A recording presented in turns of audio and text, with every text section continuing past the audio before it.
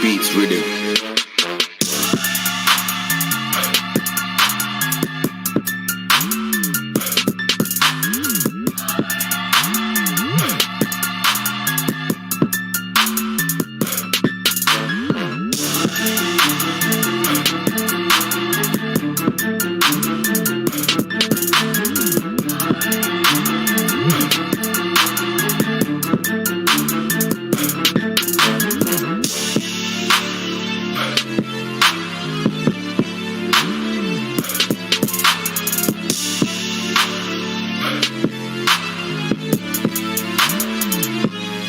On the beat.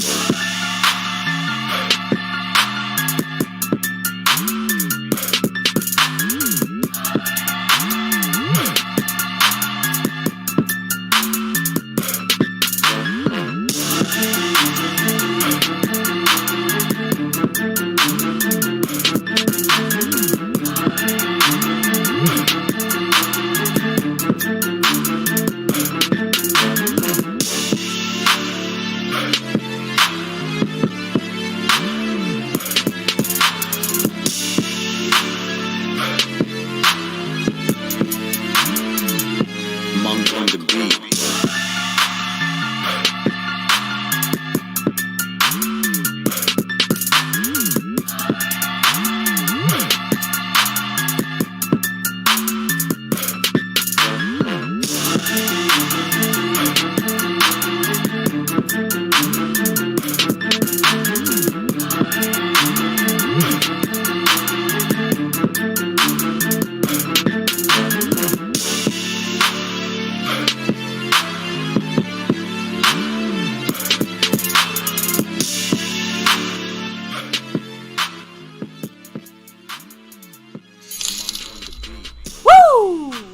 What is up, YouTube? My Cowboys family here, kicking things off on another Fan Friday. Thank you for that assistance there, Jason Renfro, with that dollar holler, kicking things off here with the Go Cowboys. Much love to everybody in the house. Hitting that like button, subscribing to the channel, growing this thing 25K plus. Hell yeah, guys. We're going to have a celebratory stream here, probably in the next couple of weeks before the season kicks off. Right here, My Cowboys Family. You can party on a one-time stream with us, but that's in the future. But for now, we got game one of the preseason here. We're on the eve of this. It's less than 24 hours, guys. It's on. We're going to see our Cowboys, and a lot of these guys you see on your screen, they're going to be on that field playing for our team. I can't wait to get this on and going tomorrow right here live on My Cowboys Family. We got our live stream watch party reaction to this game, and you know we're going to talk about all these guys. But tonight we're going to give you a little preview. Not the simulations we've done in the past. Sorry about that. That's a new rule change, so we got to abide by that, by the YouTube standards. But I'll say this. I got a great breakdown, mainly about a couple matchups, right? But mainly about the guys who are going to watch for tomorrow's game. And that's really what preseason. It's not about winning or losing or even that many matchups. I have a couple matchups to watch more of our guys against some of their guys that are going to be playing tomorrow. We know they're going to have a lot of starters. But it's about our rookies, our younger guys trying to move up the depth chart. Get a spot on the 53, maybe even just squeeze under the practice squad. Either way, huge game starts tomorrow. A huge night or evening for tomorrow for our team here. All different levels of Dallas Cowboy players. Some of them still earning the star. Some of them got to make room for them on this team somehow. I can't wait to discuss this tonight. I cannot wait to watch this tomorrow, and I can't wait to put the camera on, baby. You and I got the season here. It's here. I know it's not here, but it's here. You know, we got our first glimpse, first glimpse of real NFL football with our real first hit, Dallas really. Cowboys. Exactly, real hits. Because the hits in training camp ain't really been that real. Let's be real. Let's be real about that. Now, as I stop saying real, let's open this up on a Fan Friday and shout out those that make it. the real hitters. Sorry, I had to. But yes, huge shout out to the people running the show. Really, yeah, the person running four. I'm sorry, he was running 4 boards right now. That hardly ever happens. He started off with all 4. Yeah, for like 2 days.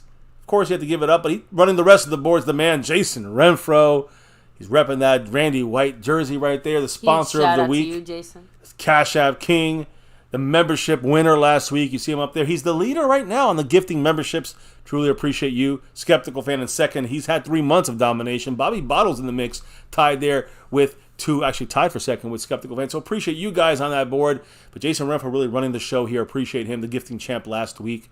I think he had 34, I think, gifted memberships. I should say it up there in a minute. You'll see his name coming up there. Much love to the man, Jason Renfro. 35 gifted memberships. And this right now, the person running the stream boss, new membership here, not new membership, new subscriber, Mitch Wunderlich. So appreciate you. He's got 63 Tyler Biotish points on that stream boss. So again, big shout out to Jason Renfro. I do have to say though, in the lead, again, we know that that Mitch is the stream boss right now, but let's talk about the leader in the Cash App. The leader on the overall board. The leader, you know why he's here. It's SnugX. Much love. Shout out to you. To Mr. SnugX. Appreciate him as always. And you know why he's here. He's repping that navy blue, silver, and star as well, though. So he's running both boards right now, trying to take that the takeover kind of, what Jason tried to do last week. We'll see if SnugX can do it this week. And by the way, baby, we had a pre-stream drop by the man, Dwayne Broussard.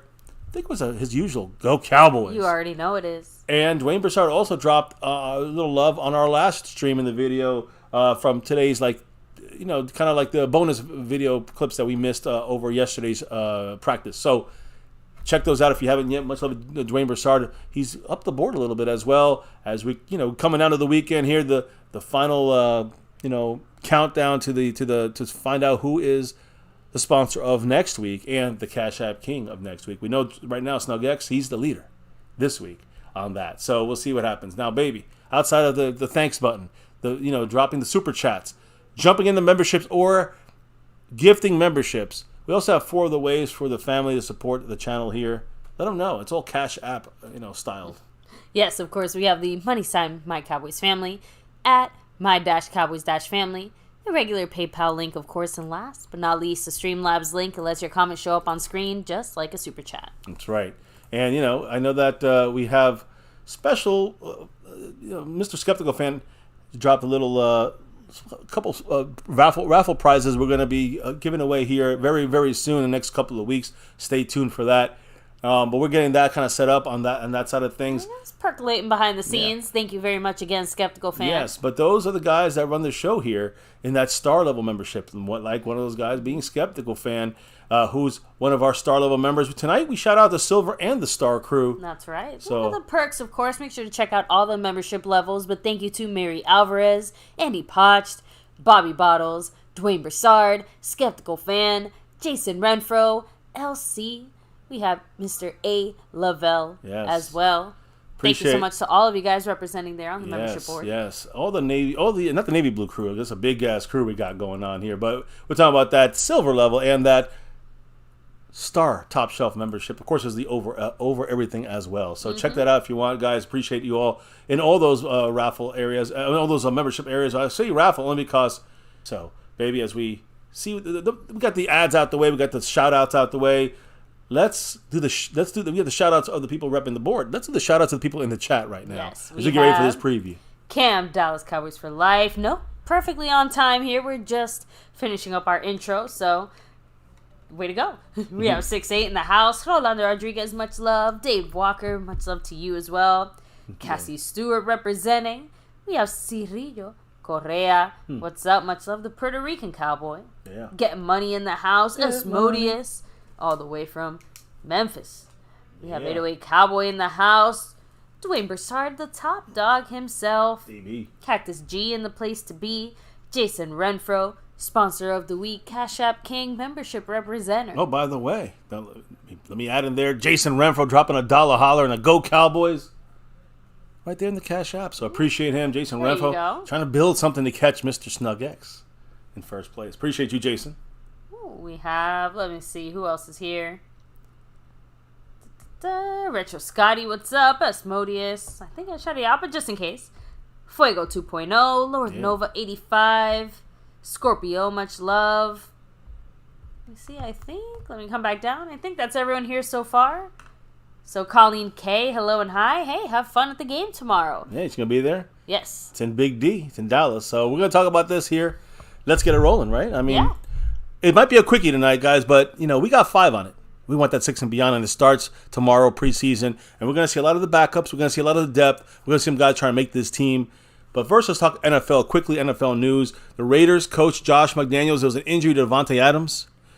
According to Josh McDaniels, quote, crazy. It is not, quote, not crazy serious. That means he must be okay, right? It sounds like he's going to be okay is the point for Devontae Adams and his injury. Of course, there's some preseason games going on tonight. The Giants are playing earlier. Let's talk about, stay with the Raiders and an ex-Raider, Damon Arnett, who we thought here, he had made a mention. There was nobody disputing that he was not going to see the Cowboys sometime this week. But the next day, Mike McCarthy was asked about it. He's like, we've never had discussions with this guy.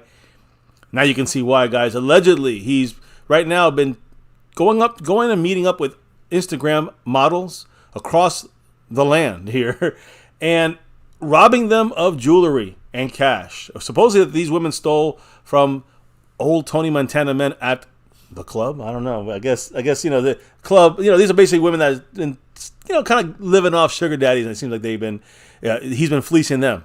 So Damon Arnett trying to be a sugar. Either way, the point is that he is taking things from ladies that are definitely not his. Yeah, we know Awkward. that. But, well, the thing is that, again, this was when he said, literally a couple days ago, he said, oh, yeah, I'm going to be visiting the Cowboys sometime later this week. Obviously, the guy's got something wrong with him. He's obviously not going to be with the Cowboys. Cowboys don't have Instagram. Yeah, then there's no Cowboy Instagram model, at least seeing him. Now, other teams here, free agent running back Kareem Hunt went to the Colts, no deal there. Went to a lot of different teams. I think the Dolphins. He visited the Vikings today. Still not signed, so we'll see how that happens there. Again, Kareem Hunt just getting passed around. No one wants him. The Chiefs, head coach Andy Reid. Now, as we go into our Cowboys, this is kind of very Cowboy-centric. Andy Reid said Patrick Mahomes and the rest of their available offensive starters will play about a quarter of the game in Sunday's preseason opener against the Saints. It's funny because I hear Mahomes, he said the other day, I think today he said that basically Bieniemy with Washington, he said if he's coaching you hard, it's because he cares. So basically saying, it means he loves you. It means that the Washington Commanders understand good coaching. I don't know, that's just me. But anyways, the point here is Mahomes going to play. The starters that are not injured are going to play at least a quarter, it sounds like, or about a quarter. Let's put it that way. Maybe a little before a quarter ends. It depends when their last drive ends on offense, I guess. It depends how deep they are in the second quarter. If that drive, they're in a drive going down the field and then it gets into the second quarter, I'm sure they'll play them out till then. And that'll be it. So Andy Reid has always been a believer in playing your starters in the preseason. He's done that a lot. So I don't know if he's the best coach in the league. Bill Belichick is up there. But Reid is definitely one of the best coaches in the league. Big believer in playing the starters in preseason. The Cowboys right now with McCarthy, the complete opposite. They do not like to do that. The Cowboys do not play the starters. On one hand, I feel like recent success would make you think that, Andy Reid has to be right. But when you kind of roll back and look at, teams that have won Super Bowls outside of just, Andy Reid with the Chiefs, you don't really see, any kind of consistent pattern or anything there either. You know what I mean? It's not like Tom Brady was tearing it up in the preseason every single year that he was winning Super Bowls or et cetera, et cetera, et cetera with the other teams. So I'm not saying he's right or wrong, just saying that I think it just has to do with, in general, good coaches have a plan and a vision and they execute it the way that they want to and everyone falls in line and is good with it. Generally speaking. So I just think Andy Reid has a clear vision for what he wants to do. And part of what he wants to do is play his starters in the preseason. You get what I'm trying to say? It almost is less about what his actual methodology is and more about the fact that people buy into it and are willing to do it and give it their all. You know what I mean? Mm-hmm. So hopefully I'm explaining myself right. So, but basically I don't think that. Oh shit! Not I'll sure, fix it. With basically, you. I just don't think that is the reason that the Chiefs have so much success and that Andy Reid has been so successful with the Chiefs as their coach. It's not because he plays the stars or doesn't play the stars. Look, he could sit every single starter. They still have Patrick Mahomes. They still have Andy Reid running the offense. You get what I'm trying to say? All of these things are still true, whether they do play their starters in the preseason or not. I'm sure they work out a few kinks in the preseason though. Of course, so I will grant them that. Maybe less bumps and bruises later on during the official season. Outside of that, I don't know. Just my 2 cents. That's good. No, it's good. What is the chat a whole saying? Nickel there. So let me fix myself on the Oh, screen. no, Cam DC Farrell, he's out in Arizona, but he said, I've always been a Cowboy fan. The hell with the Cardinals here. And my brother's a big Cardinals fan, yeah. so he understands your pain. But we've been pained here, too, in Dallas for our Cowboys in recent years. without getting a Super Bowl. And we're coming up to 27 damn years. Yes. I mean, Cactus G saying Andy this Reid crap's has gotta been stop. an outstanding coach for many years. Agreed, 100%. 100%. He's a great coach. One of the best in the league without question. So maybe you follow what he's doing. We know we're following what Skeptical Fan is doing, dropping that $2 holler on the board, baby. What did the man say? Skeptical Fan. He said, "Go Cowboys!" Yeah, big old thumbs up. Much love. And always go Cowboys. Reminding everybody to hit like on the stream. Yes, this guy has been the dominator of the membership gifting, and 3 months in a row, he's in a battle up there with a couple people, but we appreciate the gifts. He's not just gifting memberships, he's gifting raffle stuff here for you guys. We're going to announce here very soon, so get ready for that. I can't wait to show you guys what the great Skeptical Fan has been, preparing to raffle off to the family here. We'll get to that very, very soon. So, any other comments, maybe? Are we good for now? No, yeah, let's keep rolling. I see Mr. Wonderlick up there with 61 points. Yes. On the stream, boss. Now, awesome. Stoned Immaculate. He's going to be at that Arizona Cardinals versus Cowboys game. What week is that one? Is that man? I can't remember that game. Isn't that later in the season? Right? Yeah, I think it's early in the season though. Do we? Oh yeah, we do play them early. That's right. You're right. I was trying to get it together. I just can't remember exactly what week. Week like 3, 4. I don't know. Week 3. There you go. You see, I was close. Week 3. Thank you, Stone. Yeah, so there you go. That's awesome. Enjoy. Have fun. Let us know anyone else in the chat if you're lucky enough to in Arizona make it out to a game this year. Thankfully, we are very, very, very lucky to be able. We're going to that Week 8 game at home in Dallas against the Rams. So the family, myself, the wife, the kids, will be rocking it navy blue, silver, and star all weekend. Kids first. Cowboy game. Yes, very special. Exciting, very special. So we hope it's a big win for our Dallas Cowboys against L.A. So let me just really get back on track here. We got Roberts, what's up? Mari in the house. Let's talk about real quick though an interesting photograph that came out. It's in our latest video, and if you haven't seen it, check it out. Again, I just want to make sure you guys remember that the Cowboys, first and foremost, earlier today, in this afternoon, late afternoon, arrived back in Texas, back in Dallas, in advance of this first preseason game of 2023 on Saturday. On the last practice day, which was yesterday in Oxnard, for this week, before this game comes up, there was an interesting photograph taken, who I believe is a very interesting picture. Again, not any surprise for our side of things, because we know, about the height of Deuce Vaughn. And another guy here, again, you can say Josh Ball is 6'8", but Taylor Prelo, his name is actually Alex Taylor Prelo, he's 6'8" as well. And here, you're seeing a picture of both of them next to each other. I mean, the 6'8", number 72, he's 6'8". Number 42, he's 5'5". So just to see a little there, there's just a great little example, a picture of the difference in height between someone like Deuce Vaughn and someone like who's humongous on that field. It looks like a proud father with his son. It does. So I thought an interesting little picture there. I know in our new video too that we put out today, there was a little bit of the after effect of what happened with Aiden Diggs, and Dak was clapping it up there. Dak, did a great job. Not just he's a perfect quarterback for the Cowboys, because Dak Prescott after the Trayvon Diggs, Aiden Diggs kind of discussion, and he was clapping up on the field there for Aiden Diggs, making a nice catch. Dak then went to some of the kids, giving autographs, and it was interesting because these same kids were some of the kids that were yelling. You could hear it in the video, yelling in the background, cheering for Dak and all that stuff. And when Dak made a play on the sideline to get out of a sack and then got 3 or 4 yards near the goal line area, and the kids yelled at him, "Hey, great run." He goes, "Thanks, guys." He was so nonchalant. He just he knew they and was aware that they were there. Just he was always watching for where where kids are calling his name out and stuff. So in this practice, it was interesting to see him afterwards signing signing autographs for them, made their day. That's the kind of guy Dak is in this last practice. Now the Cowboys are officially 3 weeks into training camp. 3 weeks already, guys, flying right by. Got 1 week left. Next week, that's it. So Micah Parsons looks like a monster out there in training camp. Stephon Gilmore has really made a difference and made everyone around him better at the cornerback spot. The new offense right now with McCarthy has definitely shown flashes, especially the receivers. But some of the offensive line stuff is going to need a lot of help, in my opinion. And then, the Cowboys, they have not answered every question right now. We got the kicking issue. We're going to talk about some of the issues of the team as we go forward and discuss this preview. But we are definitely good enough to win games, get into the playoffs, win playoff games, and hey, beyond. So that's one thing I've noticed coming into this camp. And, it's 3 weeks into this thing. It ain't just like, just getting started or anything. We're almost at the end of the actual training camp in Oxnard. So, and the good news is, we've managed to avoid any kind of major, serious, knock on wood, bumps and bruises as of now. Like I said, it's been a very lucky handful of training camps overall. For sure. I feel good about it. I'm sorry. happy. That was just my little commentary there. Just glad that we're staying healthy so that we actually can get production out of these guys, right? Like, we can't see what we have, right? Shit with guys that are on the sideline hurt or rehabbing. So. And some of you guys have to wait for, but look, again, Donovan Wilson starting safety. He'll be back for week 1.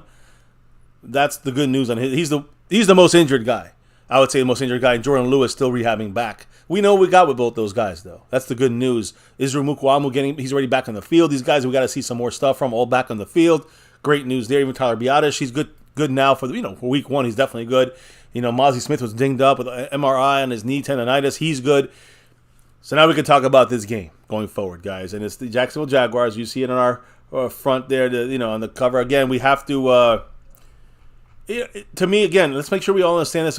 Here at MCF, we don't care about wins or losses when it comes to preseason. Number one thing in preseason, as we talk about this preview, no motherfucking injuries. 0 injuries. That's number one thing. Rather than seeing what we got or don't have, I'd rather see no injuries. Number one. I know there's going to be injuries, just nothing major. And if it's anything major, hopefully not to one of our major players. That's the main thing for me. So let's skin these Jaguars. Drop your emojis if you're in the chat, your anti-Jag emojis, and let's talk about these matchups. Because some guys are going to be either starters or rotational starters, and they are going to play. Like Michael Gallup is going to supposedly play a little bit. A couple other starters on both sides of the ball going to play a little bit. But let's look at Sam Williams real quick. Listen to this. A real quick little insight here and a matchup for Sam Williams in this game. Now, he's not a guy I have to worry about him making the team or not. He's not a guy we have to really see him. We have to see him get better or at least be more involved, but we know he's going to be in the rotation. So he's going to get some reps in this game, in my opinion. Maybe he's going to earn himself more reps if he has a good preseason game. But he's going to be, again, remember, one thing I got to say here, make clear, the Jacksonville Jaguars are going to play their starters. We're not. But we're going to have guys going up against starters. Guys that are going to need the work, like Jalen Tolbert and Sam Williams. Guys that are going to, we're going to need to see either new things or better things from them than last year in these preseason games that already have locked up spots on this team. Sam Williams being one of those guys. He's going to get tested by the Jacksonville Jaguars starter on the left tackle side, Anton Harrison. They spent a first-round pick on this left tackle. All right, Anton Harrison. And he's expected to play, quote, a touch longer than the rest of the starting group. So if anyone's going to get a lot of work on this rookie who's going to, he's a starter day one, it's Sam Williams. Watch number 54 going up against Anton Harrison. Physicality and hand power jump off the page for this player, for this rookie, which should be a challenge for Sam Williams. Sam Williams challenge, this is good. I want to see Sam Williams challenge with a starter type guy, a first round draft pick, a rookie, first game ever, right, in the NFL still. His stuff flies off the page. He's a real deal offensive lineman, like a Tyler Smith type. So you want to see how Sam Williams can handle this kind of high first round graded talent at the left tackle spot versus Sam Williams against them, right? Now, secondary, the Dallas Cowboy cornerbacks. I'm talking defense here. I want to see how our cornerbacks are doing against the Jacksonville Jaguar starters who really hurt us last year. We were kind of playing our backups last year a little bit. We had, Anthony Brown, our starter, out. Jordan Lewis out. So Bland came in, the rookie, and we had Nashawn Wright and a merry-go-round of receivers. In that Jacksonville game, they killed us. So how's the matchup going to look against their starters now? Remember, their starters are going to play. So our backups at cornerback are going to get some time here. No Trayvon Diggs, no Stephon Gilmore. They're not going to play. So they're not, no worry. That's our starters. And Bland might get a couple of. I'm sure he's going to get some work out there, Deron Bland, but he's a starter at slot, right? You're also getting guys definitely getting tested out there. And our starting, quote unquote, defense tomorrow is going to be Nashawn Wright, Deron Bland, and Eric Scott Jr., the new rookie 6th round pick, the Dan Quinn special. So is Nashawn Wright a Dan Quinn special? You know who's not there? Who's not a Dan Quinn special? Kelvin Joseph. He's nowhere to be found. So that's a guy there. I'm curious to know where he's going to be in the mix. But when it comes to the receivers in Jacksonville, they're led by Christian Kirk. Calvin Ridley is back this year, so he'll be on that field. And Zay Jones.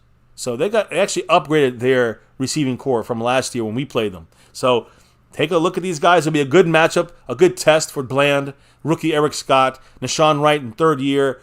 That's what I want to see. You know, I want to see how these guys match up. Zay Jones, you remember last year what he did to us, Zay Jones?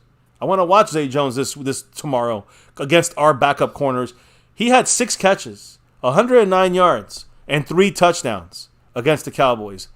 So he tore us apart. And even as the game goes on, the receivers they bring in, Parker Washington is a Jacksonville 6th-round pick from Penn State.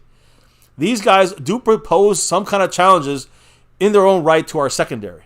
So whether Nashawn Wright is there or not, or Deron Bland or Eric Scott Jr., there'll be definitely other guys in the mix like Kelvin Joseph and others playing those snaps and getting good reps against good talent, even if it's their backups and their third stringers. Basically, someone like Parker Washington, the rookie, his athleticism will force the Cowboys' defensive backs, corners, and safeties to battle from the line of scrimmage all the way to the end of the play. I'm excited to see how these guys do. And I'm talking about our backups, not Trayvon Diggs, Stephon Gilmore. They would lock them down. But I'm talking about the backup crew there. Now, on offense, the last little matchup I want to talk about here is the Cowboy running backs versus Jacksonville's linebackers. Let me just say their linebackers are going to be solid. They're going to be playing and starting for probably a quarter of this game. Our Dallas Cowboy running back room, and I'm going to talk about this a little bit more, is unproven. Behind Tony Pollard, he's not playing. It's unproven, obviously very unproven. Again, and we have to go up against guys in the second level there in the linebacker room of the Jacksonville Jaguars like Josh Allen, Fasaid Oluquin, Trayvon Walker. These guys will be starting the game, and other guys will come in there after them like Devin Lloyd and Kaylavon Chasen. Remember that name? So I'm just saying these are kind of high-level guys that are the backups. So we're going to have a good core of linebackers to deal with pretty much 3/4 of a game, which is a great test for our running backs. You understand what I'm trying to say? So I want to see which running backs are going to come out of this thing. We're testing it against starting type linebackers for Jacksonville in the first and second, and maybe even some into the third quarter.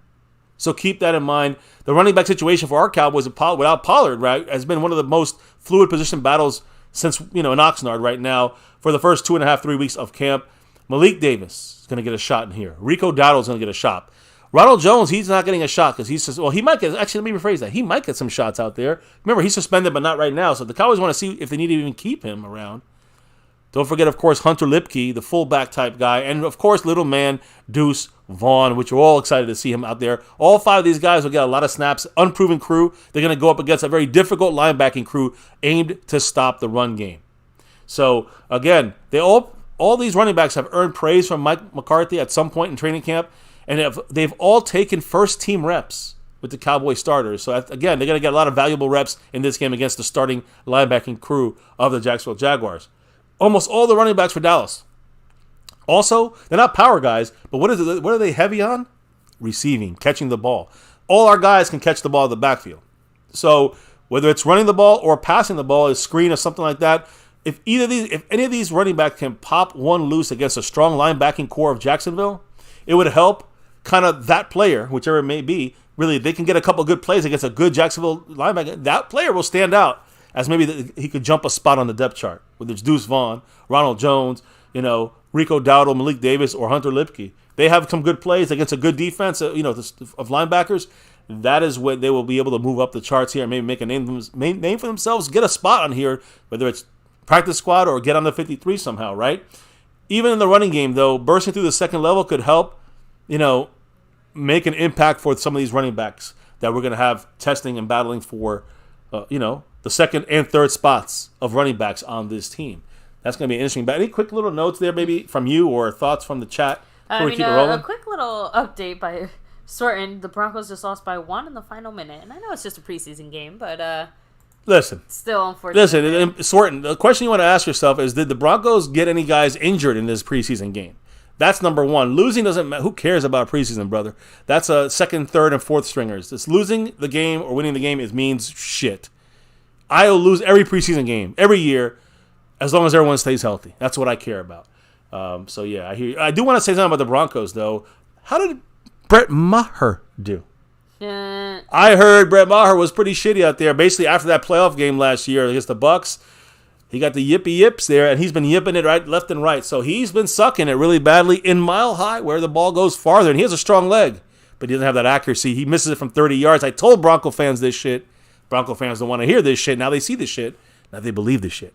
Anyways, enough shit for one day. Since we talk about the Broncos. So let me roll back here. Presley Mitchell, what's up? Much love. Retro Scotty said, doesn't Jones have a groin injury and he won't play? You're right about that. You're right. My fault. Ronald Jones will get snaps, but when he's able to play, right? When he's not injured. I slipped my mind for some reason. He is one of the guys that gets some snaps. He's legally able to get snaps, but yes, you're right. The groin injury is going to keep him out of this game. He hasn't practiced this week.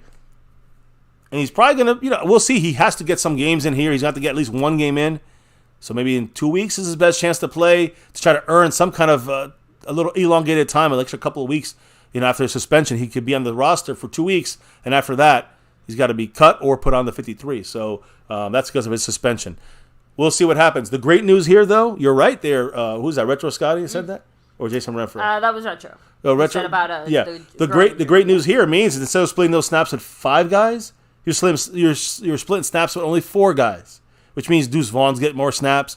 Lipke gets more snaps. I want to see these guys against a real tackling situation, a real game situation. Rico Dowdle and Malik Davis, they need to fight it out for that second spot, in my opinion. So that's going to be a great little battle at running back tomorrow. Keep your eyes out for that. Yes, no Ronald Jones for this game. Great catch there, Retro. I apologize for that. Go ahead. So Chalk to Montana 808. What's up, Mr. Much Montana love. in the house. Let me see here.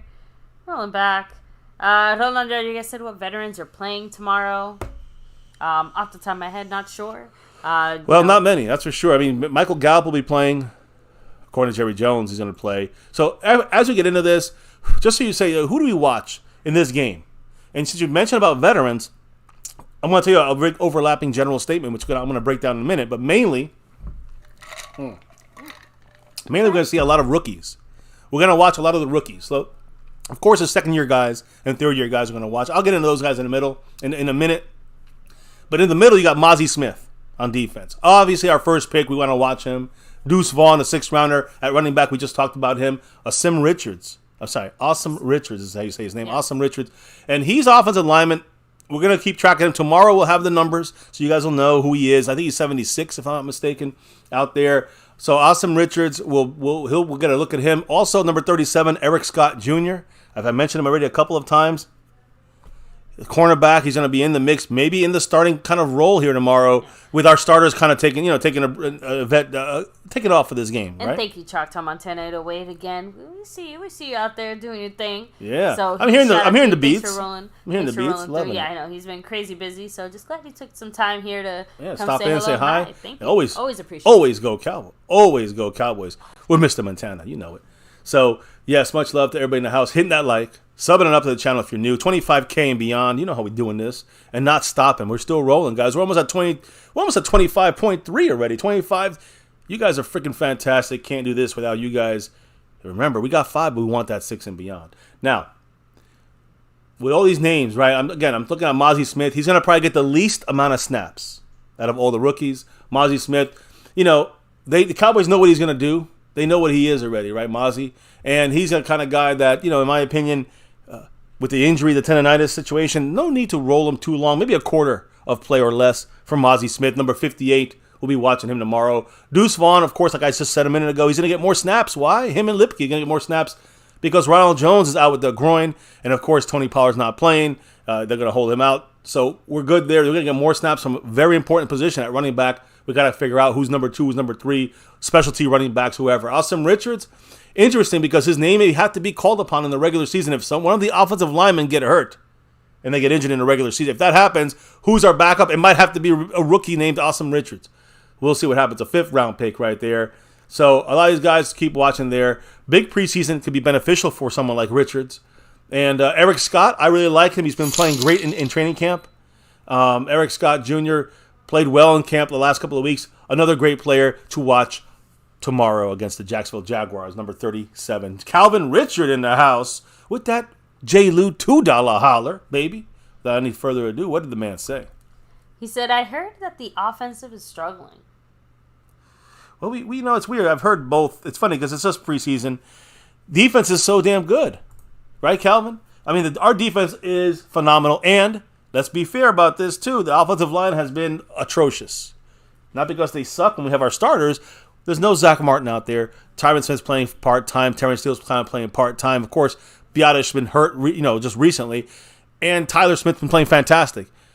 But that's the problem, though. You have all these guys in and out, a lot of backups, a lot of undrafted guys, the offensive line. It kind of doesn't make your offense kind of get going. Still, you know what's crazy?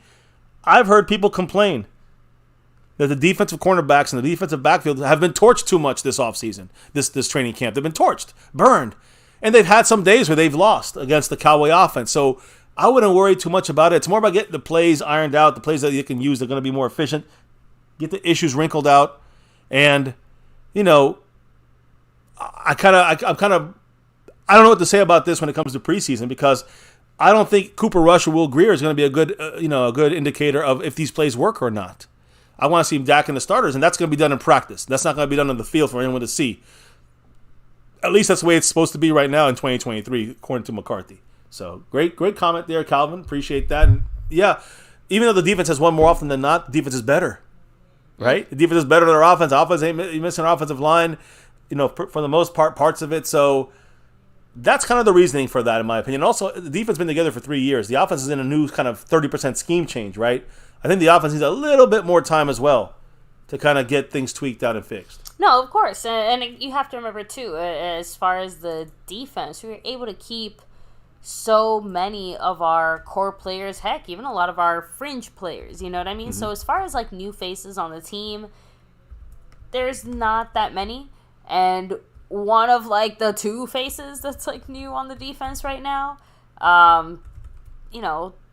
is someone who just happens to be Stephon Gilmore. Just throwing that out there. Or Mazi Smith. But Gilmore specifically in the sense that full-time starter. We're talking about someone who is at a level that obviously, is a little different than the types of guys we bring in, but more importantly than that, yes, has the veteran skill and knowledge to kind of integrate himself pretty seamlessly into a team. I think you get what I'm I do saying there as far as the camaraderie and the solidness of the defense, whereas on the offense, honestly, we have definitely cut a bit of the fat there, right? Zeke is no longer on the team. We've Dalton Schultz is gone. We've moved on from Schultz.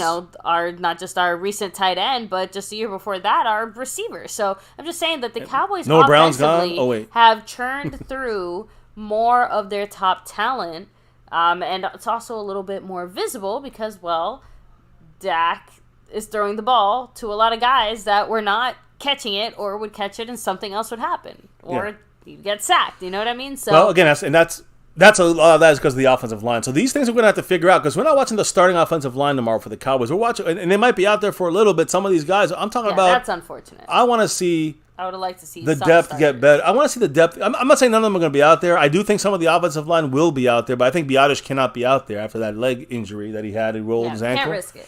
And I think that Tyler Smith might be the only definite starter. Maybe a little Tyron Smith. I don't even know if the Cowboys will risk it.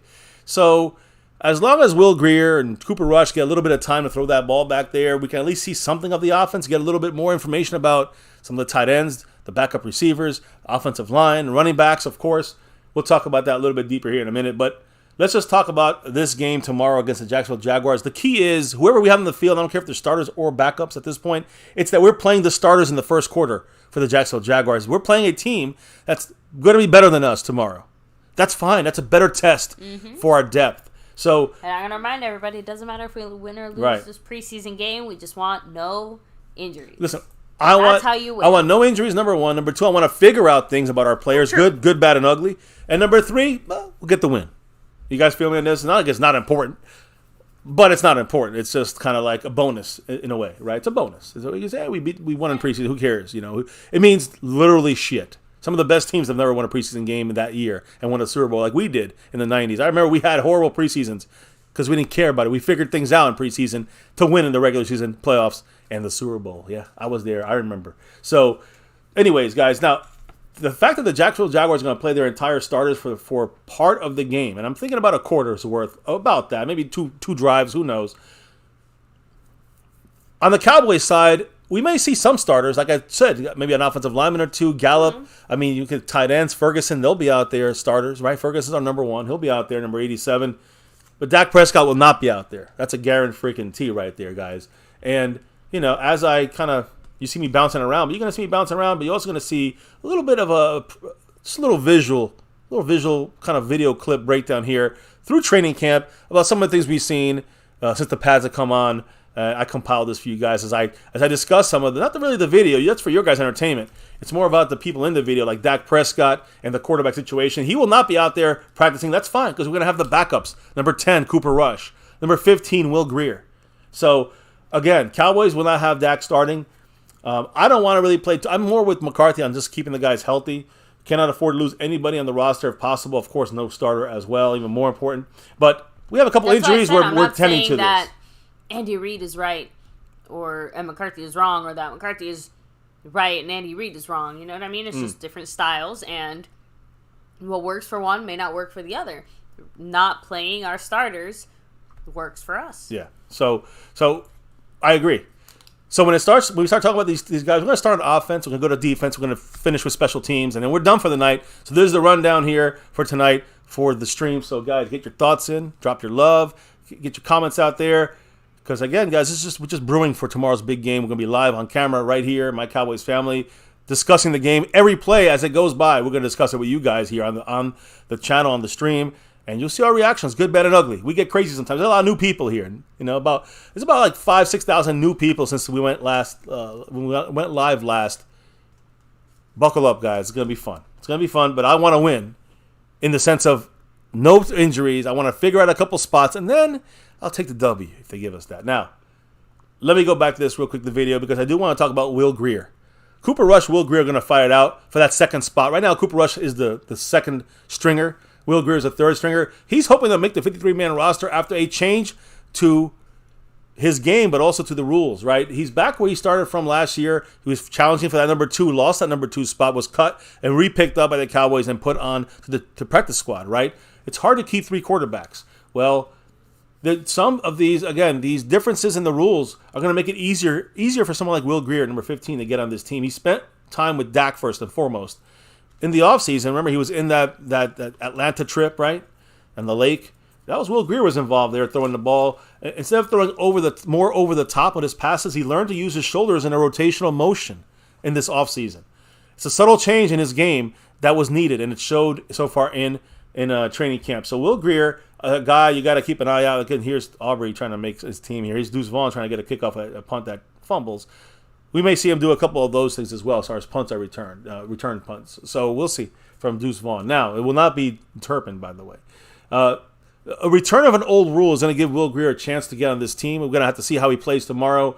In spring, guys, this past spring, NFL owners approved a measure that allows teams to dress a third quarterback without using an active roster spot on game days. It's kind of like a tucked-away kind of quarterback, right? The rule is in effect from 1991 to 2010, and then it was removed. McCarthy loves this rule, and he said he would prefer 4 quarterbacks in the offseason, in these offseason workouts, so that the team can develop a prospect for the future.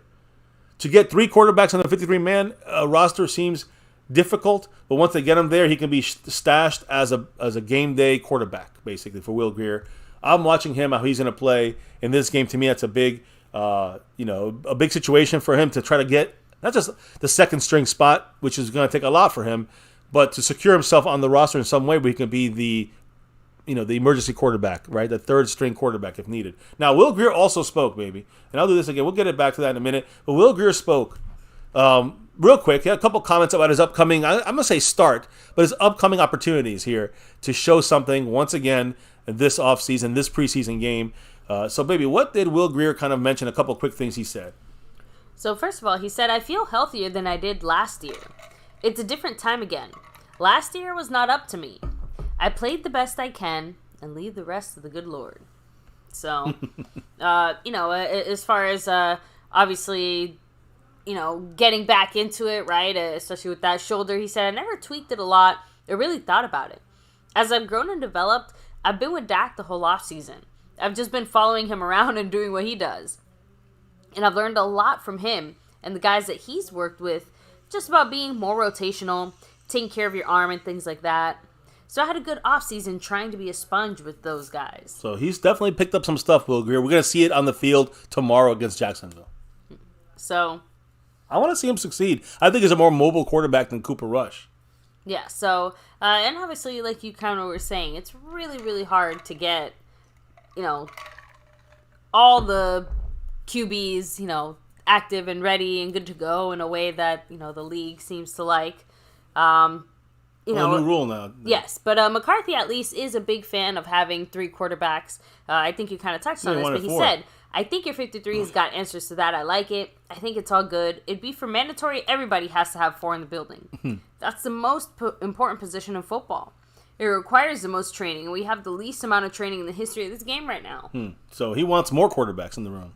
Yeah, so... He's going to keep Will Greer one way or the other is the point I think we're hearing. Yeah, he said, I think the 3rd and 4th quarterbacks are focal points. It's tough. You want guys to earn that 52-53 spot, and sometimes you get in that chess match, and there are other components involved. That's why that practice squad is so important. And it really is, because again, you maneuver your practice squad correctly, and it can get you over some serious bumps and bruises in your team season. So... very true. And of course, Will Greer kind of wrapping things up. He did say, I think just being consistent and not making mistakes as far as like some of his plans for this Saturday. At this point in my career, it's just about playing time for me. I know I can play. I think the coaches know I can play. They want to see me go execute, drive the ball downfield, and at the end of the day, I know I'm prepared and I'll be proud of what I put out on tape regardless. A lot of moving parts and a lot of things can happen, but we're going to push through it and roll with it, and it's going to be great. There you go. And you just saw Will Greer attempt that yellow box, and he missed it. And all quarterbacks are missing this one. But, as you see, Dak, Cooper Rush, and Will Greer, number 15, going out there. Baby, what do you think about tomorrow? I think it is important for Will Greer to have a good game, not make mistakes, like he said. And, kind of show that he can kind of lead the offense against a starting Jacksonville Jaguar defense. They're going to be starting a lot of their guys. So I'm looking forward to see what happens there, with Will Greer. I don't know how you feel about that, but... I mean, obviously, again, like you said, he's kind of been a McCarthy darling for a while, so I'm not really surprised that, as he's continued to develop that, he maybe feels more comfortable and stuff like that. But hopefully as our offense gets a little bit more figured out, you have to imagine a little bit of that is going to trickle down to Will Greer eventually. Like, yes, I know we're not maybe doing things like specifically tailored to him the way we are with Dak, right?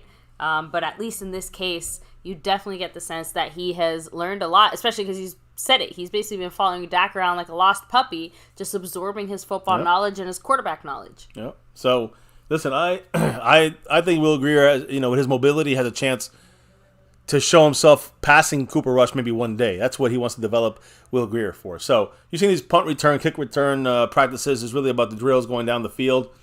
Let's talk about one of the guys who's going to be returning punts and kickoffs at least. Rico Dowdle. We're going from quarterback to running back. Baby, at the running back spot. Rico Dowdle, is he going to finally make it on this team as a running back too? That's been the talk around McCarthy Town there. That Rico is the guy. Rico's the second guy. But his play on the field, obviously, is not going to be what they say. It's going to be his play on the field that decides what happens for his role here with the Cowboys. Look, I loved him when he came out from college and he was on the Cowboys. He looked great in preseason. Then he got hurt 2 years in a row, and that's kind of made him kind of disappear. But he's been showing out in this training camp. So I want to watch number 23. Yes, I'm going to say these numbers so we all watch it together. We know it together. Number 23, Rico Dowdle. Very important. He's going to get a lot of usage in this game. The Cowboys want to make sure he can do the number 2 job, right? Listen, he's going to have Tyler Smith should be starting this game. He's going to be in front of him blocking. Follow him. It's going to be a good sign for someone like Rico Dowdle. Now, he's going to battle Malik Davis, number 34. That's another guy to watch. Ronald Jones not playing this game with the groin pull. And Deuce Vaughn, number 42. We know all about Deuce. How about Hunter Lipke? You can throw it at him. He can pass protect short yardage. He can run. A guy to keep an eye on here if we're not sure, if we want to get that power kind of guy, right? So that's number 43 in case you're wondering. Those are the guys we're watching. There's 4 running backs tomorrow. I'm going to watch them very closely. So if Rico Dowdle does not fumble the ball or doesn't have any kind of major issues on the field, bad moves or anything, bad things, he's going to keep pushing himself for that running back 2 spot. That's what this is important to watch for him as we go forward into this 2023 season. What do you think about Rico Dowdle in that situation? Because I mean, honestly, I'm genuinely surprised because I thought that the way things had gone, that he basically had, finished his time here in Dallas, right? So, and I do mean pleasantly surprised. Like, I am actually happy that he's like a forgotten guy, but he's back. He is the best bet that we had as far as filling a Zeke-like type vacancy. A lot smaller, right? though. That's my only concern. I want to see it, but that's what's important to watch tomorrow. It seems like, I know, but it still seems like our run game is changing and adapting, so I guess his size, never really stopped to consider it. So, well, I'm gonna be watching him, and again, we'll see if number 86 plays. There, you see him, Luke Schoonmaker, on your field. Oh yeah, he's back in the drills, some team stuff, but not really 11 on 11 stuff. So again, he's not going to play. I don't think Schoonmaker's going to play this game. I would love to see Schoonmaker in there doing some stuff. I think he needs to get some work out there, don't you, for Schoonmaker? But he's not going to be someone we talk about. He needs to put in extra work, but at the same time, because we don't of his situation, overdo it. Yeah, he needs to kind of take it easier. So again, now just back, make every rep count. But back to the running backs, number 34. Who's that? Malik Davis. Malik Davis. He's also had a very good training camp, guys. To me, he also hasn't done that much to separate from the rest of the group, so he's still in the mix up there battling for that 2 spot. The thing is, for me, Malik Davis is a little bit bigger than Rico Dowdle. So number 34, Rico Dowdle, bigger guy. Is that the guy? Is he going to be more Tony Pollard-like, or is Rico Dowdle going to be able to do the Tony Pollard job if something happens to him? So that's what these guys, I think, in my opinion, that's what we're looking at the number 2 spot, not the specialist guy, not Deuce Vaughn or Lipke. These are specialists, in my opinion. You got to look for the guy who can carry the rock most of the time, the 60-70% of the tote. Can Rico Dowdle do it? Can Malik Davis do it? Tomorrow's the first test for these 2 guys. The other battle is going to be, again, I mentioned Hunter Lipke, which, again, very interesting to see how the Cowboys use him. He'll probably be used in the 4th quarter. But look at Deuce Vaughn. We all know about Deuce Vaughn. We all know Deuce Vaughn is 5'5", 176 pounds. Everybody right now, I'm talking about Cowboy fans, NFL fans all over the league are watching this. People that don't even give a shit about football watching this because he's 5'5". It's kind of an oddity to see, guys, no doubt. So everyone wants to see and holding their breath on how Deuce Vaughn's going to be able to take a hit or not. Let me just say here something to everybody out there that thinks he cannot take a hit. And I know the NFL's, they're bigger, and they're faster, and they're stronger, but they ain't that much bigger, faster, and stronger than the competition that K-State had to play against with Deuce Vaughn. 3 years, the man has been a full-time running back, basically, getting a lot of carries, a lot of yards, a lot of touchdowns in 3 full seasons against other huge players that are hitting him just as hard, if not harder in some other times. And we're going to see what happens tomorrow when he gets put to that test again. I'm sure he's been doubted, and trust me, half of the comments in our Deuce Vaughn videos are like he's going to be killed after one hit. I'm telling you guys, he is not. Deuce Vaughn will be fine. It's going to take a couple harder hits here and there. He should be okay. He's taken it for 3 years. So I want to see what Deuce Vaughn can do. If the Cowboys don't use him in pass protection, a lot of the time, if they use him as the outlet back, a screen situation, even as a receiver in some scenarios, use him to run the ball. You can sometimes run him inside. I say inside the 20. You can get him in space somehow, whether it's a pitch, a screen, a run, a pass, whatever. But I think you can really see a lot from him if you use him the proper way. And the Cowboys, I'm sure, will try to do that with Deuce Vaughn. That's a key for tomorrow's, game in my mind, to keep an eye on Deuce Vaughn. Another guy who's going to be running the ball some, Kavontae Turpin, number 9. A guy to keep. We saw a handful of our videos from earlier today. No surprises there, right? Yeah, I mean, Kavontae Turpin is on the radar here, and he's also been doing running back drills, receiver drills. So the Cowboys, listen, he's a returner. He's their starting returner. He will not be returning punts or kicks tomorrow. He's off those duties. That's Rico Dowdle and Deuce Vaughn going to be doing that stuff. The Cowboys want to see him as a receiver and as a running back. So, again, getting touches out of the backfield, as a catching, he could use him like a Deuce Vaughn. They might be fighting for a similar spot or a similar role. Keep an eye on that there. So, as Deuce Vaughn here takes the rock and rumbles down the field, we're going to see him tomorrow running down the field, taking some hits, and doing what he always does, play football, So Kavontae Turpin is another similar kind of guy out there that we got to watch for. But at the running back spot's one thing. At the receiving spot, Turpin is a guy to kind of keep your eye on because the Cowboys are working him into that 4th, 5th, or 6th receiver role. Right now, you got to watch this. We moved to receivers. We got to watch the receiver battle. It's a big battle. I think that's something we all have to watch in this tomorrow's game. Jalen Brooks, number 83. I want to watch him, the 7th round pick. He's caught everyone's eye in training camp. Number 83, I'm expecting him to look good tomorrow. Hopefully, knocking on wood, when the lights come on. The 7th round, again, he's a 7th round pick from South Carolina. He's been impressive the last couple of weeks in training camp. He only got 504 yards last year in college in 12 games.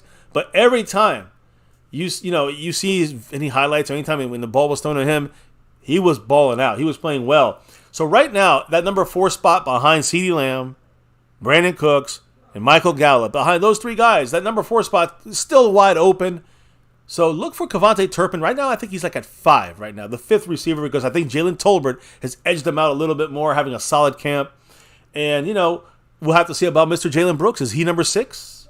So we're going to have to see, Jalen Tolbert and Turpin battling for that 4th and 5th spot there. Jalen Brooks, and I believe someone like Simi Fehoko is going to be fighting for that 6th spot, if there's even one. I'm sure there will be. So Jalen Tolbert, first and foremost, guys, number 18. He's been one of the best players in training camp. The reason he's included, in this category, because he's going to have basically, going to get a lot of looks in the game as a starter in this game. Of course, I think Michael Gallup may start, but I doubt CeeDee Lamb plays. I doubt Brandon Cooks plays. So, I'm pretty sure that Gallup may play some. Tolbert will definitely be right next to him on that field. And again, he looked bad in practice last year. He looked bad in games. He looked good in practice this year. Let's see him look good in games for Tolbert, right? I'll say Jalen Brooks has looked good enough in camp that he's put pressure on him and Turpin and Simi Fehoko, so which is great. I love the competition, right? So we're gonna see Tolbert. He has to make his move now, right? He's looking good. He's got to make it now when the lights come on. They both have to show it. Brooks, Tolbert. Tolbert's I know he's not a rookie not like Brooks is, but Tolbert is a second-year player. Really, his first year, truly kind of understanding the offense. So, a 3rd-round pick, right? Supposedly a steal. Let's see it happen, right? Robert Prince said this is the guy. Well, let's see it. There, he's the receivers coach for the Cowboys. The pressure now is on Tolbert to seize that 4th spot. Jalen Brooks, right on him right there. I think he would make the 53 if it was today. Number 83 would be on the 53 if it was trimmed down. Brooks right now, guys, he's probably one of the top 6 receivers in camp right now, which makes him, to me, he's on the team.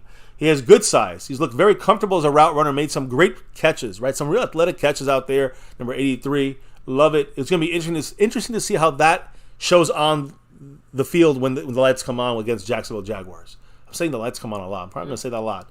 But either way, it's a very important day for all these guys I'm discussing. And for tomorrow, it's extremely important. Simi Fehoko been in the league for what? This is 3rd year now. 3rd year for Simi Fehoko. Are we going to see anything for... There's Jalen Brooks looking good, number 83. Let's see if Simi Fehoko can make a move, because I don't think he will. He dropped a big pass in coverage with Stephon Gilmore. Great pass by Dak.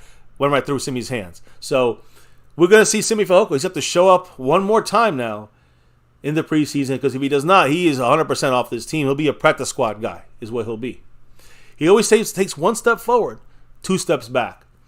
He needs to contribute in an actual game for the coaches to keep him on this team in some shape, form, or fashion. Last year, injuries slowed him down a little bit, guys. He had some drops.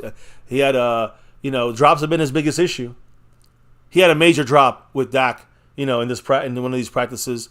It looked horrible. It went right through his hands. He still is a big-bodied ex-receiver, talent. He has some talent, athleticism, fits the Cowboy profile at receiver. But if the Cowboys carry 6 receivers, where does he fit into this mix? Simi Fehoko. He doesn't. You got our starting 3. You got Kevontae Turpin, Jalen Tolbert, and Jalen Brooks. That's my 6 right now. So Simi is a practice squad guy. No one's going to pick him up, guys. We cut him, pick him up, and put him on a 16-man practice squad, 15-man practice squad. We'll see, though. He's going to get some. I think him and Tolbert and, like I said, Brooks and Turpin, they're going to get shots and chances with Cooper Rush and with Will Grier tomorrow. So we should see how, Simi has played alongside a lot with, practices for the last 3 years with Cooper Rush. So they have a connection.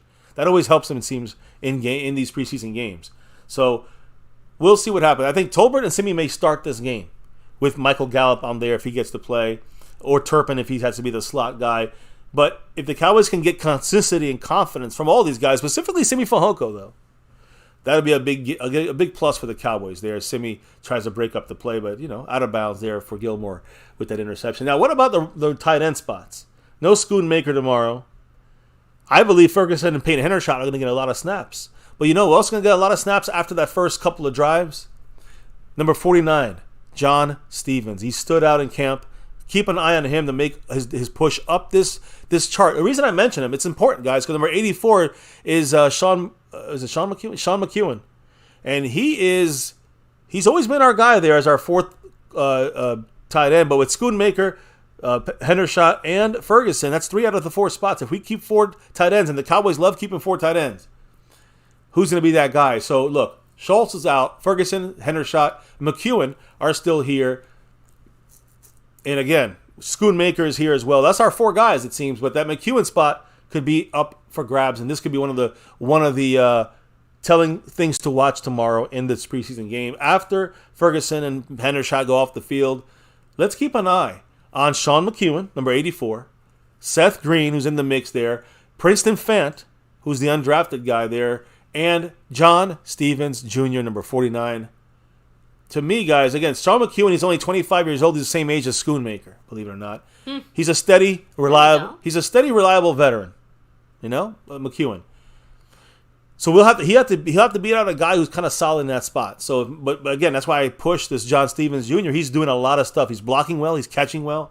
So this could be a good guy to replace someone like McEwen. He's got to do it on special teams as well. Remember that you're not making this team if you're the 4th tight end without being on special teams. So, however, he's able to get that out there and show the fans, show the people when the lights come on. Yes, I said it again.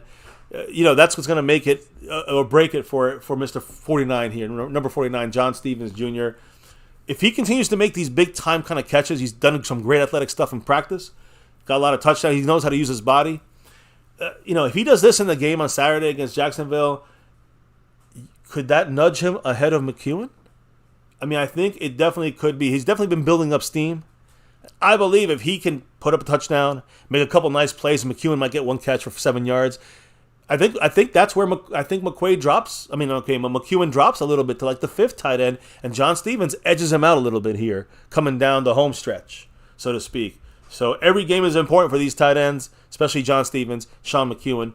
Watch that battle, number 84, Sean McEwen versus number 49, John Stevens Jr. Now, offensive line, we have Zach Martin, kind of tentative news. The fact that Zach Martin's not here, I guess it helps some of our other linemen. That's all I can say. It's really going to be ugly, I think. Can any one of these offensive linemen stand out? We just need one of these guys to stand out for against some of their starters for the first quarter. I doubt it. Who's going to be out there, guys? The opener is going to have Brock Hoffman competing. And he's number 67. He got blown out by a couple guys already. Competing with number 75, Josh Ball. That's going to be a matchup to watch there. Favorite. Yeah, that's going to be a matchup to watch. They're going to be playing up there and probably playing some Jaguar starters. All right? Now, Josh Ball was given the early reps with the first team at right guard. No Zach Martin there. So Josh Ball is playing the right guard spot. Hoffman has kind of stood out a little bit more than the other guys in our depth right now in the backup spot. So, of course, Matt Farniok, and one of the favorites to kind of stay on the team, I guess. I don't know how confident I feel with him there. I know one thing. Hoffman was doing a lot of stuff at guard, not looking great. He was doing a lot of stuff at center, and he was not looking great, Hoffman. While Farniok was doing a lot of stuff at guard, and he wasn't looking great. So they're switching them. Farniok's his best position is center. And Farniok is much better as a guard. But that's saying what? What is that saying for us? Not much when you're looking at this is our depth right now. So I got to keep watching this. The Zach Martin not being here has shown us that we need Zach Martin more than anything else. McCarthy said I think it's clear that these young guys are getting a tremendous amount of work right now, and it served them well. Well, I want to see this, McCarthy, from this offensive line. So let me see something against these Jacksonville starters. All right. According to McCarthy, he said, "quote They got to take the bull by the horns. This roster, when we get to the end, it's going to be tight. It's going to be tough. There's going to be some tough decisions. Look, this is the depth we're looking at, not the starters. So don't fret. But we got to see something more than what we've been seeing from this offensive line against maybe the best defense they're going to face all year, our own, right? The man, big mahalo to Mark Hovsepian in the house. With a $5 holler We got here. 5 on it. You know what he said? What did the band say, Mark H? None of this matters if we don't get the O-line to work. Look at Cincinnati. Top 5, wide receivers, weapons galore, a wide receiver and quarterback that got killed. Any possible free agents being released? Man, it's so hard. I mean, again, we talked about the Washington guy. Nobody that's any better or worse than Matt Farniok. You feel me? It hurts. I know it hurts a little bit. I know there might be a guy or two. Reisner, he'll be what? He'll be good for 3 games and he blows his knee out. There's nothing I have nothing to suggest. The Cowboys are going to probably wait. What I would believe they'll do is wait till the cuts and then maybe actually pick up somebody from another team that was cut and put them into the mix here. Somebody who can maybe almost make a team somewhere else can be better than our freaking worst, the best of the worst that we got. So, yeah, I'm sorry to say to Mark, that's not looking good there. I'm putting Mark up on the board, baby. Jumps on the board for the first time all week. I think it's the first time all week. Mark Hovsepian. Yeah, well, Stoned Immaculate said it, and I agree with him. We need Zach Martin. In case there's any doubt, we need Zach Martin. Yeah, there's no doubt in our minds about that. I do not want to fuck around and find out. Yeah, I mean, I think if you do that, you're gonna find out. I think just my imagination does a good enough job all by itself. But yeah, I honestly don't want to think about what it could mean if Zach Martin misses anything long term. Yeah, I really don't think he will. But never say never. We didn't think we'd be sitting here watching a Zach Martin hold out either, did we? The thing I want to say about Zach Martin, listen, I want to address the one part. You addressed pretty much everything Mark said, but I want to push in there the fact that the quick passing of Dak Prescott by Mike McCarthy is the only thing that can help that offensive line pressure, the offensive line issues we're going to have. Especially, again, if we have everybody there, I think we'll be okay. I think we'll be fine, Mark, if we have all 5 starters. But who knows about Terrence Steele, Tyron Smith, how much before he goes down. When is Zach Martin coming back? Tyler Biadasz got hurt at the end of last year, got hurt now. I'm just saying, like, one of these guys go down, 2 guys go down, now what are we going to do?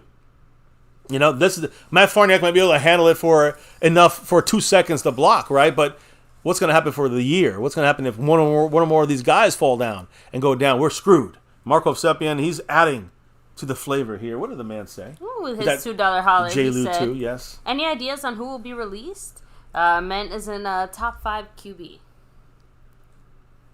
Top 5 QB. Let me see. I'm not sure what that. I actually don't understand what that means there. I'm sorry. I'm trying to. Do you mean like what quarterbacks are going to be released?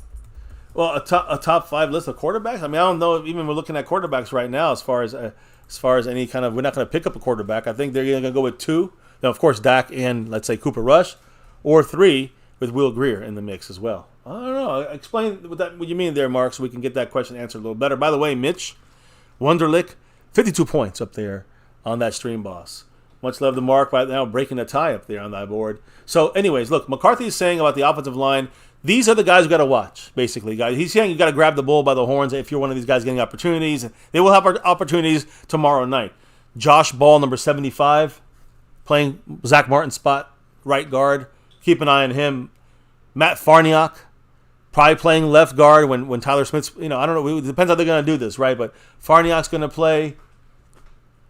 Probably going to have to start at center. Remember, guys, Farniok had to play center and switch with Hoffman. So Hoffman's going to be in the mix. But I think the guy who has the best chance is Matt Waletzko to kind of show out something positive. I have to for agree, this offensive just line. Because realistically speaking, all the other guys that are on the line, not great. I think 79. Not even close. 79. Number 79 is Matt Waletzko. Watch him tomorrow. I guarantee you guys, he's going to stand off the film tomorrow.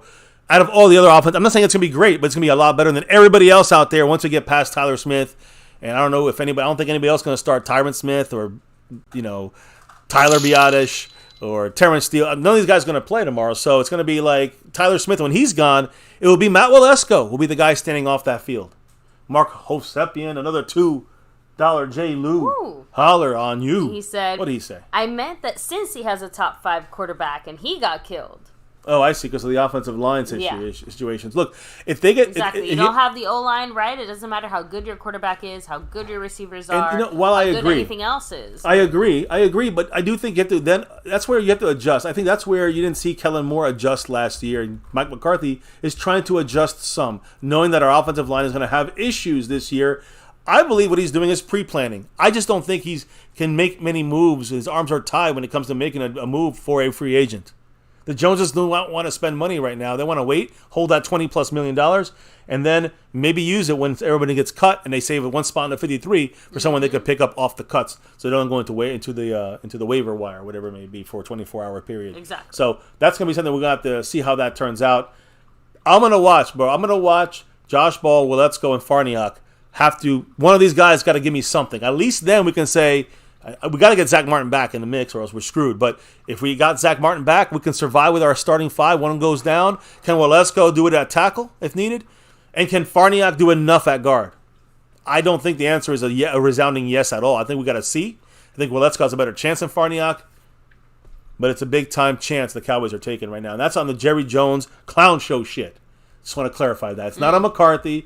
I don't think it's on Soliari. I think this is on the clown show. Now, as we get to the end of this thing, guys, we're on the defensive side now for a second here. And we're getting close to the end, so make sure you get your comments, your thoughts in here as quick as possible. Of course. Mazi Smith, number 58, they already say he's going to play, even with that knee tendonitis. You definitely, obviously, must watch Mazi Smith. This is going to be the best opportunity to truly evaluate Mazi Smith against the starting offensive line of the Jacksonville Jaguars. So we're going to see him against starting NFL talent in his rookie days. If he has any kind of tackle for loss, if he takes on double teams and doesn't get moved too much, and you see LVE making a play, not LVE, but whoever the linebacker will be, let's say Overshown making a player, that means he's doing his job. That means he is doing a great job. And being, and you might not see the flash, but you're going to see the impact of a Mazi Smith. So that's what I'm watching for tomorrow. Now, will he do this day one? Who knows? Will he do it by the time we get to week 1 or 2? Hopefully.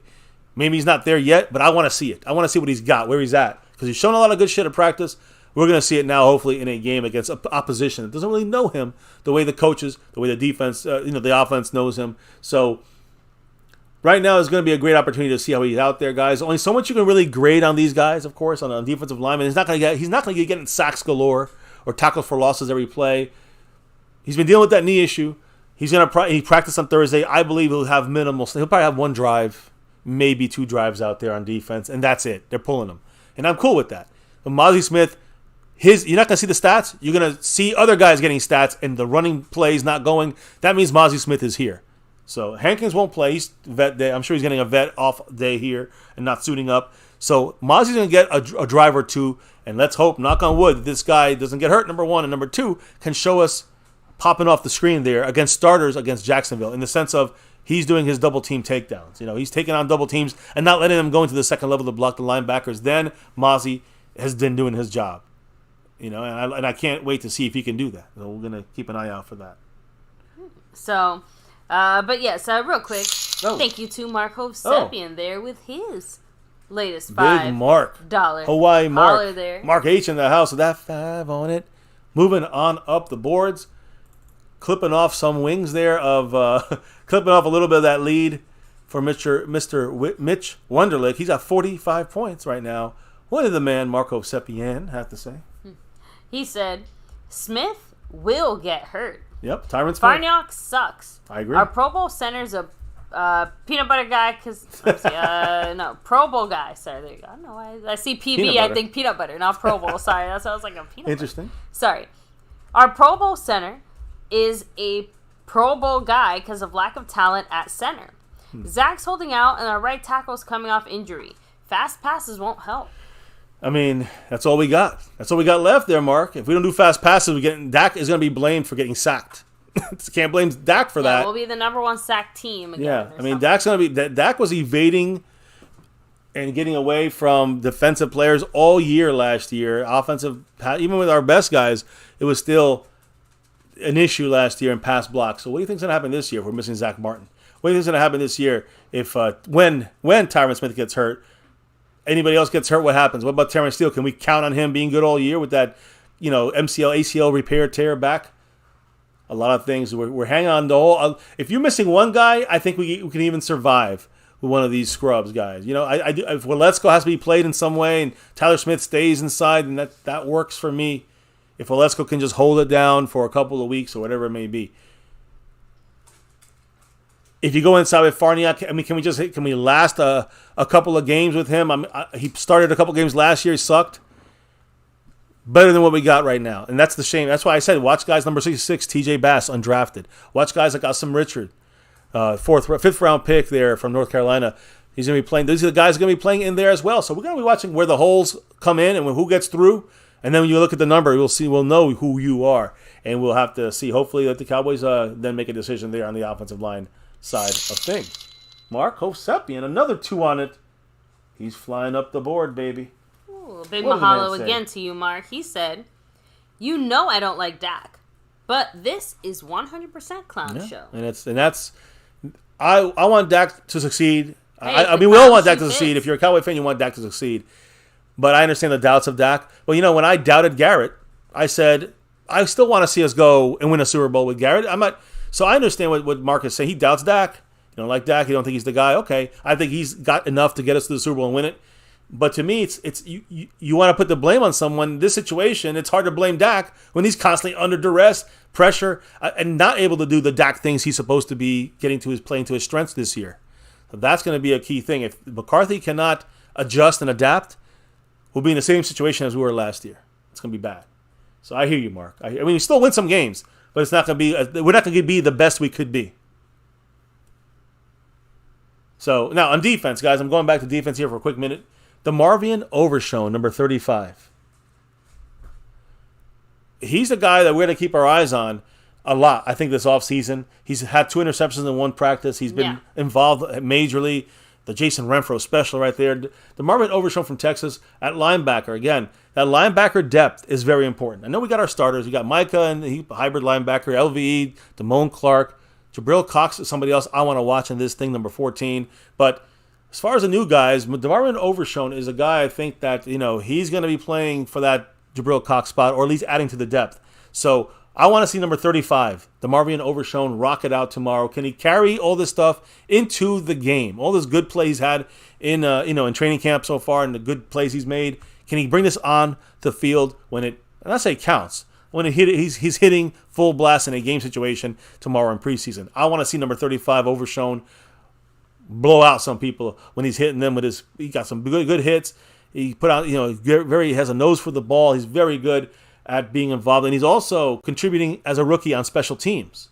So, he's definitely got a spot there. He's been great on special teams, but on defense, that's where he's got to carve out a role for him. Maybe we can progress and use him more often. I'm looking forward to see what he can do. Finally, went from defensive tackle, right, interior, on the defensive line. We're going to the linebacker at Overshown. Let's go to the back end of things. And Eric Scott Jr., rookie, cornerback. I want to see of course, I want to see Israel Mukuamu at safety, number 24, if he plays that much. He had that hamstring issue, but he was back at practice. So we should see some of these guys, of course, Marquise Bell at safety. And, we got a lot of other guys we're looking at here. But I think at cornerback, Eric Scott Jr. at cornerback, the 6th-round pick, we were like, what? He looked good, really good in training camp. He's got to bring that when it counts on the field and the lights are on. So, to me, guys, he can definitely solidify things for a spot on this roster if he has a good showing tomorrow on Saturday. He's played very well in training camp right now in the practices. And now let's see what he can do with his opportunities against Jacksonville. A Dan Quinn special. Now, Sean Wright did not work out. He'll be on that field, number 25. Let's see number 37, Eric Scott Jr., he does tomorrow night against Jacksonville. And they're starters, because they're going to have probably a lot of starting receivers in there for a long time. Zay Jones killed us last year when Deshaun Wright was there. Let's see what someone like Eric Scott can bring when it comes to those matchups. Much love to the man, Mark Hovsepian, once again. Mahalo, Mark. With that 5 on it. He said, Farniak being our best is like a 19-year-old being the best of a pimp scout. We have huge starter O-line questions and depth. And I'm not blaming Dak for the O-line. Yeah, no, I hear you, brother. And you're being a good, fair, non-biased fan, even if you're not the biggest fan of Dak Prescott. And that's why I think Farniak is not our best guy. Even non-fans of Dak, even some self-reported Dak haters have to grudgingly admit certain things about Dak Prescott aren't all that. Yeah, that shows. Yeah, it's not all on. It's not all on Dak. Yes. And the thing is that I think that makes you a real fan. because you might not like a player, but you want to win. And you know the blame is not the Dak haters are going to blame Dak, and they're going to overlook the offensive line. Mark. You're going to hear that. And that's when Mark, one of the guys who's not the biggest fan of Dak, might have to stand up and say, hold up. Let's be fair about this, and let's put the blame where it's supposed to go, right? So, to me... F, baby. Yeah. 700. Welcome to the family. Thanks for summing it up. Yes, welcome to the family here at MCF. Appreciate you. So, again, I think that's one of the main things that the people that are like on the fence about Dak need to open up and say it. Say, listen, stop blaming. Don't like a lot of people will join the herd and say, yeah, it's on Dak and pile on when guys like Marco Seppian know that it's not on Dak in that scenario. Some things are on Dak. That is not it. So when people go after that and you got to defend that, it makes you look like you're a Dak defender and a Dak, ball licker. No, it's about the fact that you know where the blame is, and it's not on Dak Prescott in these scenarios. So that's clown show. Let's be honest about it. Look, the last part of this thing we're discussing here tonight is the kicking. We're going to watch number one on that field, and I'm not talking about Kelvin Joseph. I'm talking about Brandon Aubrey. Brandon Aubrey, guys, they released Tristan Vizcaino. Aubrey was the only kicker out there. He actually did pretty good, right? He barely missed any field goals the last couple of days. Jerry Jones said that they're sticking with him right now, no matter what. And the word is they'll go with a veteran guy if he has a bad outing at AT&T Stadium, friendly confines, right? No wind, so they've been complaining about the wind. Guys, this guy's been kicking all his kicks from 33 to 43 yards. Mm-hmm. That's not inspiring to me, and he barely makes them. So. And then earlier in the week when he was competing with Tristan, he didn't make any of them. They were both missing him. So, yes, it's important to see how he does in game day scenario and how he can kick him through there. But you telling me he's going to kick a 47-yarder, I'm going to shit myself. I'm just saying in a regular game, I don't trust this kicker, and I don't like feeling this way. So, Brandon Aubrey, he's number one right now. I don't know if he's going to have two number ones in that field with Kelvin Joseph. He might have to change his number to 16 now. I don't know. But Brandon Aubrey will be on that field. And, again, with the roster the way it is, you just can't let the Cowboys lose a game because of the kicker. You know what I mean? That cannot be the reason they lose. So it almost cost the game last year against the Buccaneers in the playoffs. Those missed extra points. Can he hit the extra points? Even that he's having struggles and issues with. So look, we'll see what he can do. If he needs to be a solid kicker, we need to find one. I think Mason Crosby is my number one favorite right now. Oh, Jason Renfro sprinkling a little dollar holler in there. Much love to him and his Go Cowboys! Thank you, Jason. Yes. Always appreciated. Much love. And they're rocking this stream boss down and chipping away at it before tomorrow's big game, down to 36 points, baby. So as we wrap it up here, to me, Brandon Aubrey needs to be solid in this. And if he wants to show out for the Cowboys, he needs to be extra solid in this kicking debut here. If he does have some bad kicks, and I know this, baby. I know you're gonna hate me for this. The Cowboys are gonna go for a lot of these kicks tomorrow. McCarthy said he's not going to go for the fourth down plays. They're going to kick it on purpose to test this guy. Well, you know what? I hope he screws up.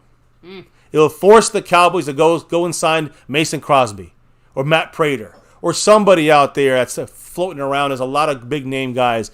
It will force Jerry Jones to do something. If he's perfect 5 for 5 from 33 to 42 yards, then guess what? Does that say anything about him? Can you trust him when it's a real game? I mean, that's what I'm trying to say. I don't know if I know I can trust Mason Crosby a lot more based on his body of work, even last year. So that's my biggest kind of question about the kicking spot. What do you think about the kicker spot, baby? I mean, if Aubrey struggles, I expect Mason Crosby or somebody like him to be brought in, a veteran of some sort to be brought in to give him some real competition and let him win it that way. But right now, tomorrow is a big day for Brandon Aubrey to either keep being the only guy there or the Cowboys bring in a veteran. What do you think about that? So, I mean, personally, for me, I would rather the Cowboys pull the trigger on bringing in a veteran sooner rather than later and, waiting for him to fuck it up. Jerry's never going to do that. You kind of pointed out the fact that, I mean, AT&T Stadium is about as easy as you can make any kicking situation. So this is, if he messes up here, Jerry's going to crack and go sign an actual kicker. Exactly. That's my point. So, on one hand, I'm not a fan. On the other hand, I'm like, well, we're going to end up exactly where we thought we were. Just a tiny bit later. And I think that it's worth it to at least explore every possible option. This is literally what happened last year, baby. We had Hairulahu and Garibay, the rookie, and they went at it. They both sucked. They brought in Maher, a veteran, right? Mm-hmm. And he won the job outright pretty much. I mean, it was an easy win. And then what happened? He got the yips there at the end of the year in the playoffs. So that's where we're sitting at right now with this team, guys. That's the front to back on this game tomorrow. I'll give you the whole breakdown in an hour. Hope you guys absorbed it. Tomorrow we'll be definitely with the cameras on, rocking and discussing every play. Every play that goes down, you'll see our reaction, our thoughts about it here live on My Cowboys Family. Cameras on and minds and eyes watching this game. Baby, who's in the house tonight? Last couple of comments. Make sure you hit some comments. And, as we watch some more of these highlights, for what we can see on that field. Cassie Stewart. Who are you guys interested to see on that field tomorrow as well? Yes, Cassie.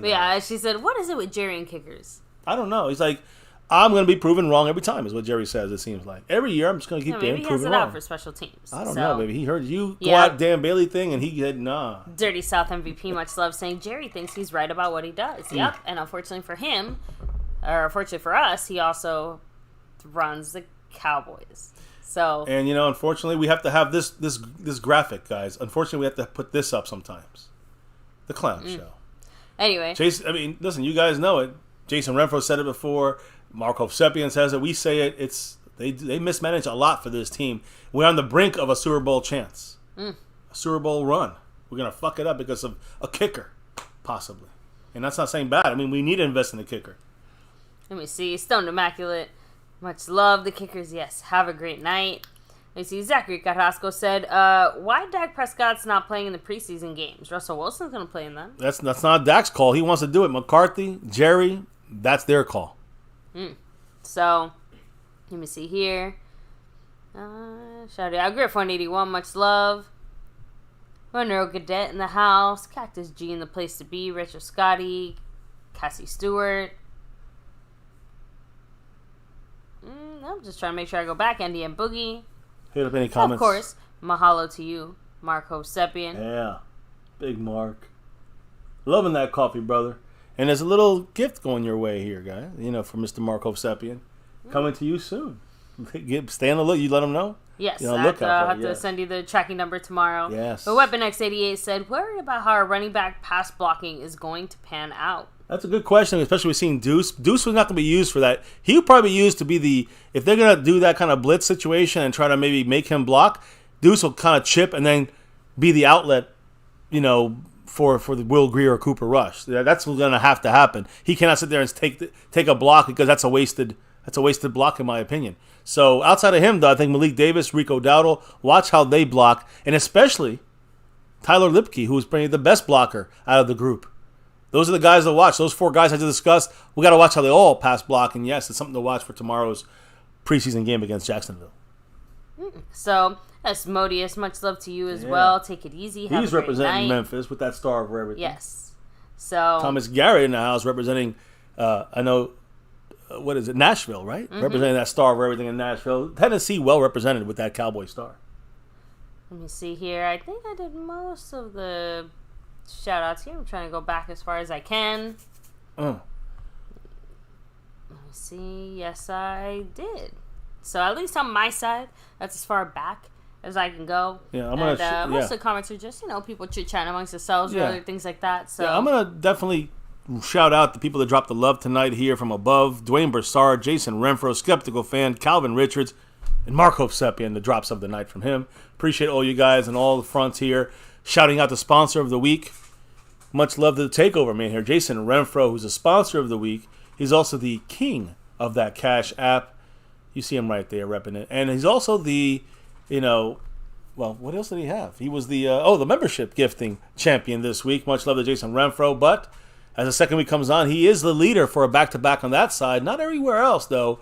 On the overall board and the Cash app side, it's Snug X. We know why he's here. He's currently in the lead on both boards there, outside of the membership gifting board, which is Jason Renfro's for now. And Mitch Wonderlink, we didn't forget about you. He's got 36 points on that stream, boss.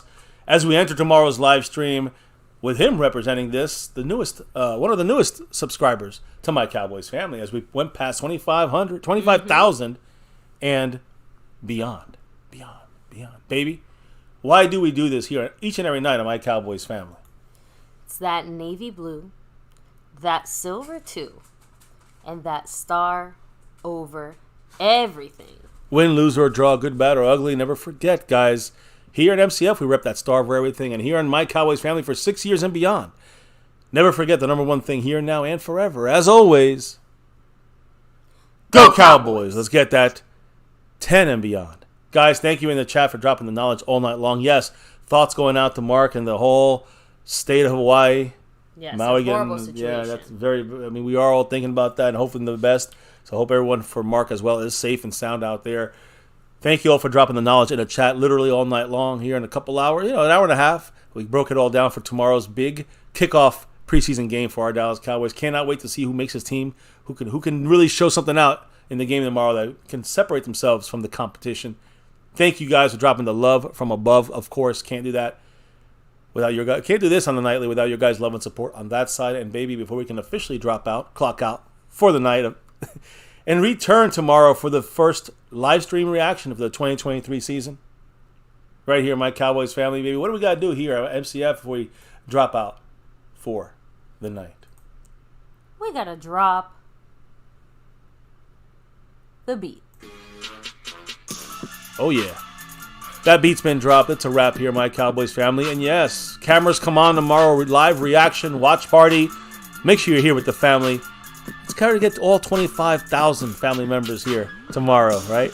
Guys, thank you for repping it here with us. And remind those Eagle fans that 5 is always, and always will be greater than 1. I mean, if they forgot, there's a little proof. You know what I mean? Thank you all again. Hit that like, subscribe, and that notification bell right here at My Cowboys Family because we just got completed here in the books another Cowboys chat. This Cowboys chat is a special one. Game 1 against Jacksonville in the preseason preview for our 2023 Dallas Cowboys. These are the guys on the screen right now. You should be seeing in that Jacksonville game playing major important minutes. And there's a whole slew of other guys in that third and fourth quarter that are also going to play important minutes and make hopefully make that last step or that first step going. Try to make this team, make this practice squad or whatever. Maybe even a starting spot available here in the early quarters of tomorrow's game. Here on MCF, it's about that navy blue, silver 2, star over everything. Never, ever forget the number one thing right here of my Cowboys family. Much love to everyone. Appreciate you all here on a Fan Friday, wrapping it up. But tomorrow's a Saturday special. I'm ready. You guys ready? It's already time here on the East Coast, Central Time Zone. It's already game day. Let's see what we got tomorrow, guys. Everyone, stay safe out there. Sleep well. Have a good one. Enjoy the weekend. Peace out. And never, ever forget, go Cowboys!